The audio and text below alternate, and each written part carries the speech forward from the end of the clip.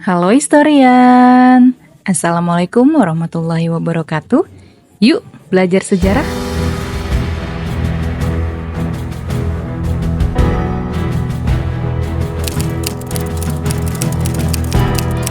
Tanggal 14 Maret 2025 diperingati sebagai Hari Matematika Internasional.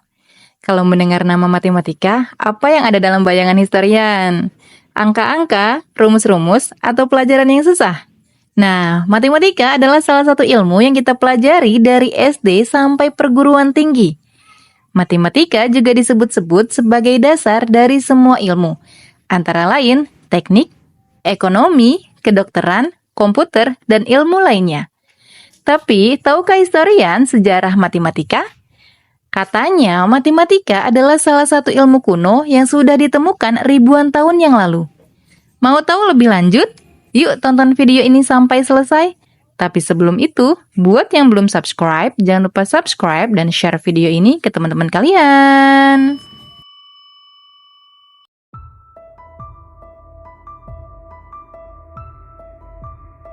Matematika disebut-sebut sebagai ilmu kuno yang sudah ada sejak ribuan tahun yang lalu. Pada tahun 1800 sebelum Masehi, ilmuwan matematika dari Babilonia menulis dalam sebuah lempengan tanah liat, yang kemudian dikenal dengan Plimpton 322. Dalam lempengan ini berisi tabel matematika yang ditulis dalam aksara paku. Tabel matematika ini berhubungan dengan teori Pythagoras. Kemudian ada juga lembaran matematika yang dikenal dengan nama Rhine Mathematical Papyrus atau lembaran matematika Rhine. Pada lembaran ini berisi naskah kuno tentang matematika. Perkembangan sejarah penemuan matematika terdiri dari beberapa periode. Yang pertama, matematika prasejarah.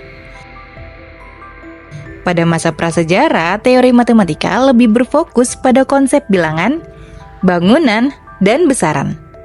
Di masa ini, tulang Lebombo dan tulangan Isango ditemukan. Berdasarkan dua benda tersebut, awal mula matematika adalah angka 1. Dari angka 1, manusia kemudian mengenal angka lain seperti angka 2, angka 3, dan seterusnya.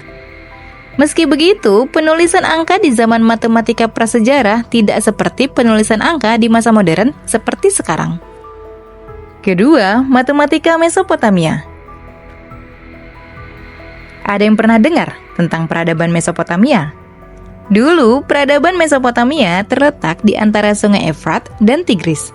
Kalau sekarang, Mesopotamia adalah gabungan dari wilayah Kuwait, Irak, dan Syria. Selama 12.000 tahun lamanya, peradaban Mesopotamia berhasil menemukan budaya manusia yang banyak mengubah dunia. Salah satunya adalah pengembangan pengetahuan matematika. Zaman matematika Mesopotamia menjadi awal ditemukannya basis 60. Basis 60 sendiri merupakan teori yang menjadi asal-usul ditemukannya perhitungan. 1 menit sama dengan 60 detik, 1 jam sama dengan 60 menit, dan sudut lingkaran sebesar 360 derajat. Selain itu, orang-orang di peradaban Mesopotamia juga menggunakan ilmu matematika untuk mempelajari benda-benda langit. Hasilnya, mereka menemukan konsep 1 tahun bumi sama dengan 12 periode berdasarkan rasi bintang. Penemuan lainnya adalah konsep 1 minggu sama dengan 7 hari. Dan penamaan 7 hari tersebut diambil dari nama dewa-dewa setempat, yaitu Marduk, Ninurta, Nergal, Inanna, Nabu, Nanasuen, dan Utu. Ketiga, matematika Mesir. Sejarah matematika Mesir tidak lepas dari Rhine Gazette atau dikenal juga dengan Rhine Mathematical Papyrus, yaitu sebuah prasasti yang ditemukan sekitar 1650 sebelum Masehi.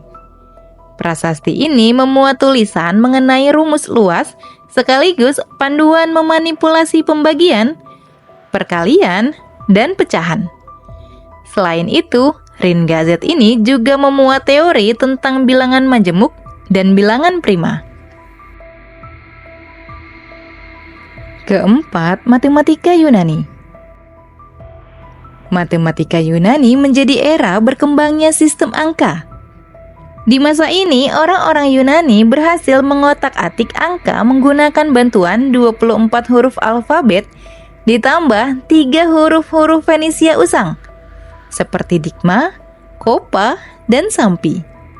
Sehingga totalnya ada 27 huruf yang akan merepresentasikan 27 angka. Selain itu, matematika Yunani kuno juga menjadi awal berkembangnya teori Pitagoras. Kelima, matematika Cina. Perkembangan matematika di Cina diperkirakan terjadi sekitar tahun 2 sebelum Masehi. Kala itu, Cina membuat sistem numerasi tradisional menggunakan batang bambu yang disusun sedemikian rupa untuk merepresentasikan angka 1 sampai 9. Pada masa ini juga dikenal seorang ahli matematika bernama Zui Shu. Zui Shu menjadi orang pertama yang berhasil menemukan cara menyelesaikan persamaan matriks, linear, dan aljabar. Menariknya, solusi yang ditawarkan oleh Zui Shu terbilang sederhana dan sudah disajikan menjadi sebuah rumus umum. Keenam, matematika India. India menjadi salah satu negara yang berhasil mengembangkan ilmu matematika dan membuat penemuan matematika Vedic. Bersumber dari kitab Atharva Veda, matematika Vedic adalah sistem matematika kuno yang ditemukan oleh matematikawan Hindu, yaitu Sari Bharati Krisnatirthaji Maharaja. Sistem ini menyajikan perhitungan yang sangat kreatif, sehingga mampu membantu siswa untuk berhitung secara cepat. Bukan cuma itu, matematika Vedic juga bisa diaplikasikan untuk menyelesaikan perhitungan dalam aljabar dan aritmatika. Ketujuh, matematika Islam. Sejarah matematika Islam juga dikenal sebagai sejarah matematika Arab. Di masa ini ada banyak sekali tokoh-tokoh matematikawan yang berhasil menciptakan terobosan-terobosan terbaru. Di antaranya adalah Al-Khwarizmi yang menemukan teori aljabar, angka 0, serta persamaan linear dan kuadrat. Selain itu, ada Abu Wafa, matematikawan dan astronom Persia yang pertama kali menunjukkan teori relatif segitiga parabola, menyusun rumus trigonometri, mengembangkan metode baru terkait konstruksi segi empat, dan memperbaiki nilai sinus 30 menggunakan 8 desimal. Tokoh terkenal lainnya adalah Abu Nasr Mansur, yang berhasil menemukan hukum sinus. Kemudian ada juga Umar Khayyam, orang pertama yang mampu mengklasifikasikan persamaan tingkat 1 atau persamaan linear. Nah, kenapa tanggal 14 dipilih sebagai Hari Matematika Internasional? Alasannya adalah karena berkaitan dengan konstanta matematika yang paling terkenal, yaitu Pi. Pi sendiri adalah konstanta matematika yang nilainya dibulatkan menjadi 3,14. Tanggal 14 Maret ditulis sebagai 314 dalam format tanggal yang umum digunakan di banyak negara. Oleh karena itu, tanggal 14 Maret secara alami dikaitkan dengan nilai Pi. Banyak negara juga yang bahkan sudah merayakan tanggal 14 Maret sebagai Hari Pi.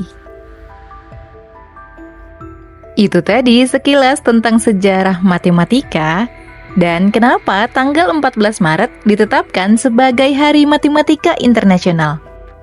Dan yang masih menjadi misteri, kenapa semua orang gak suka sama matematika, termasuk saya? Ada yang tahu jawabannya? Komen di kolom komentar ya. Semoga video tadi bermanfaat dan menambah pengetahuan kita tentang sejarah, karena sejarah adalah guru kehidupan. Sampai jumpa di video selanjutnya.